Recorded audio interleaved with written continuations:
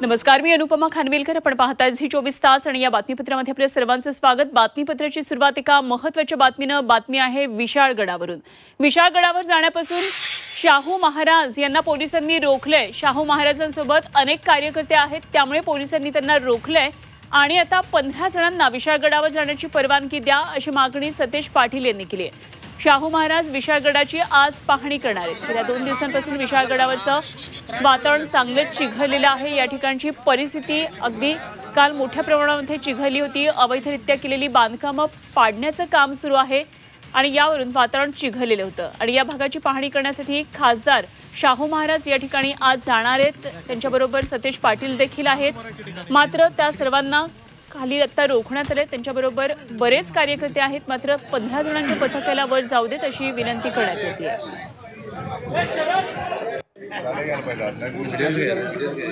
आता बोललोय त्यांच्याशी. अतिक्रमण काढण्याबद्दल कुणाचंही दुमत नव्हतंच. मुळात जे निष्पाप लोकांची घरं आणि जे झालं त्याला जबाबदार कोण? आता आम्ही जे काही काल सांगितलं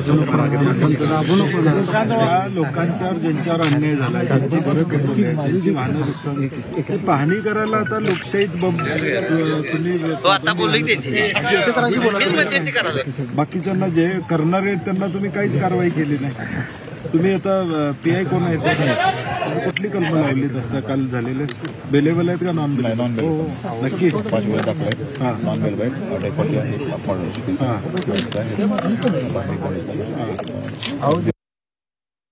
तर पोलिसांमध्ये आणि सतेज पाटील आणि शाहू छत्रपतींबरोबर काय चर्चा झाली हे आपण पाहत होतो. आमचे प्रतिनिधी प्रताप नाईक या सर्व घडामोडींमध्ये लक्ष ठेवून आहेत कोल्हापूरमध्ये.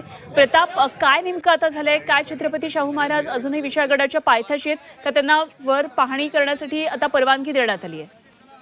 पांढरेपाणी परिसरातून आता आपण पाहतो की छत्रपती शाहू महाराज आहेत, त्यांची जी गाडी आहे ती पुढे गेलेली आहे. सतेज पाटील सुद्धा सोबत आहेत आणि 15 जण इंडिया आघाडीतले जे सदस्य आहेत ते सुद्धा आहेत. एकूणच आपण पाहतो की सुरुवातीला आम्ही सोडणार नाही, 5 जणांना सोडणार अशा प्रकारची भूमिका घेतली. त्याच्यानंतर आपण पाहतो प्रशासन 15 जणांना सोडायला तयार केलं. पण दुसरीकडे आपण पाहतो की माध्यमकर्मींना मात्र पोलिसांनी सोडायला नकार दिलेला आहे. त्यामुळे तिथं माध्यमकर्मींना धक्काबुक्की देखील करण्यात आली. एकूणच आपण पाहतोय की शाहू महाराज असतील किंवा सतेज पाटील यांनी भूमिका मांडली की त्या दिवशी जर अशा प्रकारचा बंदोबस्त ठेवला असता तर अशा प्रकारची घटना, मग आता इतका बंदोबस्त लावण्याची गरज काय? आम्ही त्या ठिकाणी जाऊन मदतीचा हात देणार आहोत आणि सामाजिक समता या ठिकाणी साबित करण्यासाठी आम्ही पोहोचत आहोत. असं असताना पोलीस प्रशासन आम्हाला रोखण्यामागे कारण काय, अशा प्रकारचा सवाल त्या ठिकाणी उपस्थित केलेला आहे.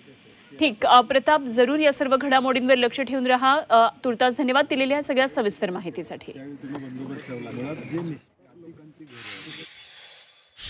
मराठा नाराज, तुम्ही ओबीसी मराठावर खेळत होते, दोघांनाही काही देऊ शकला नाहीत, देऊ पण शकणार नाहीत.